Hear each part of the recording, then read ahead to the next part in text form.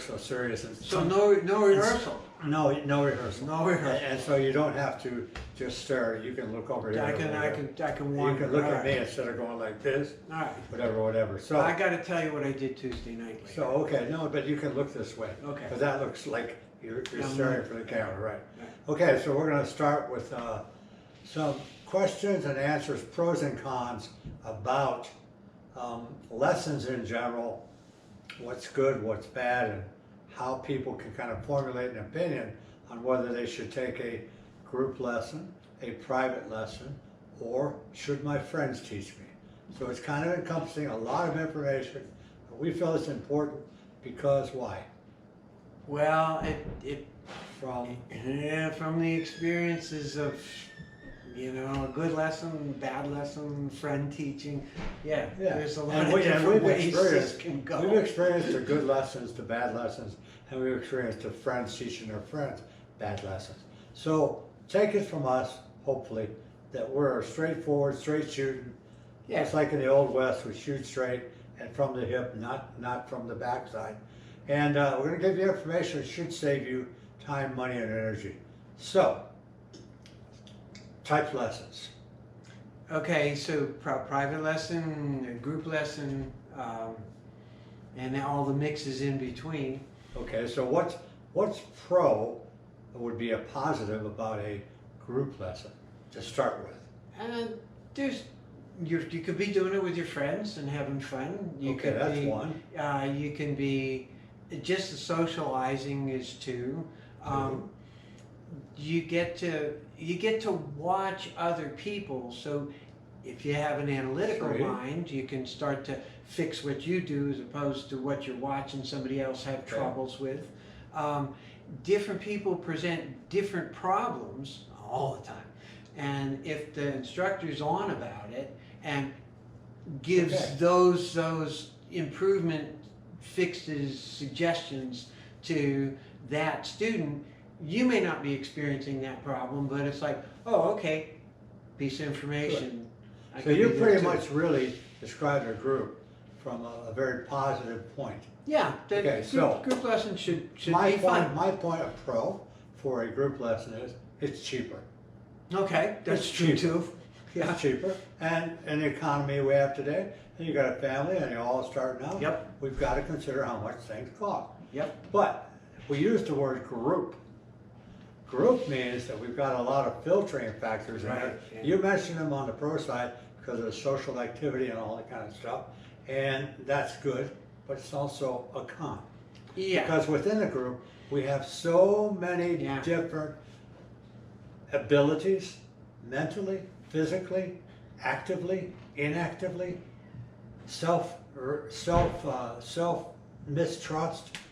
I had a bad day, the kids burned my butt before I got in the car. I'm hating this trip already. The kids are hating you because you told me I'm going to go to school in a group. And that's usually when I say, go over to his class. Yeah.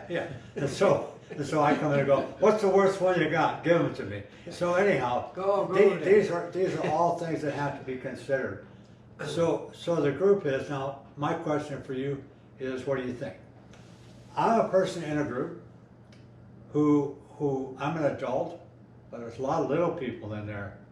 How do I feel? Okay, so am I going to be possibly intimidated by the fact that the little people aren't scared because they don't know enough? Right. And I'm standing there terrified because I'm a mother, maybe, because we've experienced a lot with the moms. I got to take care of the family. I can't afford to get hurt. God help me. All right? Yeah, right. So, a supervisor, when we got a snow supervisor, if life is working properly, the snow supervisor should be organizing these classes so it's an age group together, which is better. Great idea. Which is usually better than mixing the groups. Great idea. Because you say, here's a beginner and they're 8. And here's a beginner and it's an adult. You don't talk to 8-year-olds and adults the same way. No. And they don't learn the same way. And they don't. And until you get to like,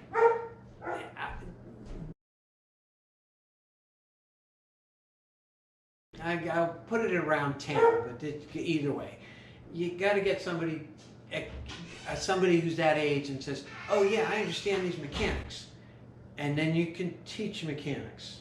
And up until then, don't even talk about mechanics. Right. And if they're below, you know, if they're little tiny people, Well, 8 on down, really. yeah, you just let them go out and experience something, and maybe it's a show, maybe it's a hold, you know, maybe it's something. Maybe it's nothing more than, what does this taste like? Yeah. You know? And that's a totally, yeah, that's a different. Okay. And the other things that can happen, if you need attention and you're in a group and the instructor focuses their attention somewhere else, you go without, and you can Okay. be very frustrated. So I'm gonna give you a group of 8. How many hands have you got? Yeah, right. How many hands you got? I got these two today. 2. And you Today. got somebody in that group who needs hands-on attention. Yeah, and you're holding them. So now what happens to your group?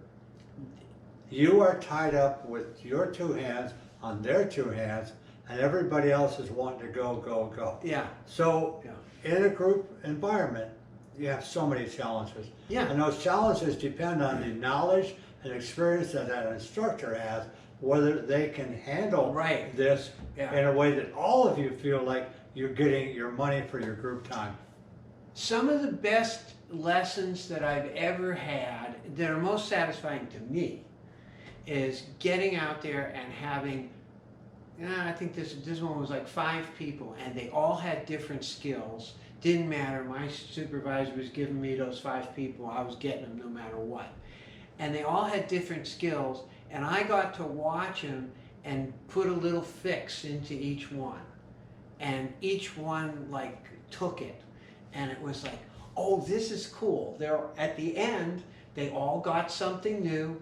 They all got some fix. They got a little better at what they were doing.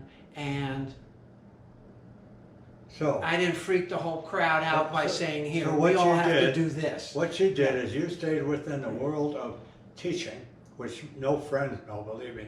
And it's called safety, fun, and learning. Yeah. Learning being the last part of this new environment in a group or private lesson. It's the last part. If the first 2 parts aren't there, if the student probably doesn't won't feel get the safe, last part. or your friend doesn't feel safe, or your wife doesn't feel safe, you're going nowhere. If you aren't having fun, you're getting nowhere. And if you whatever, there'll be no learning without the 2 in the front. So I'm going to cut this at that, because we just covered a group lesson, and I realize that we can do something different with a private lesson. Right?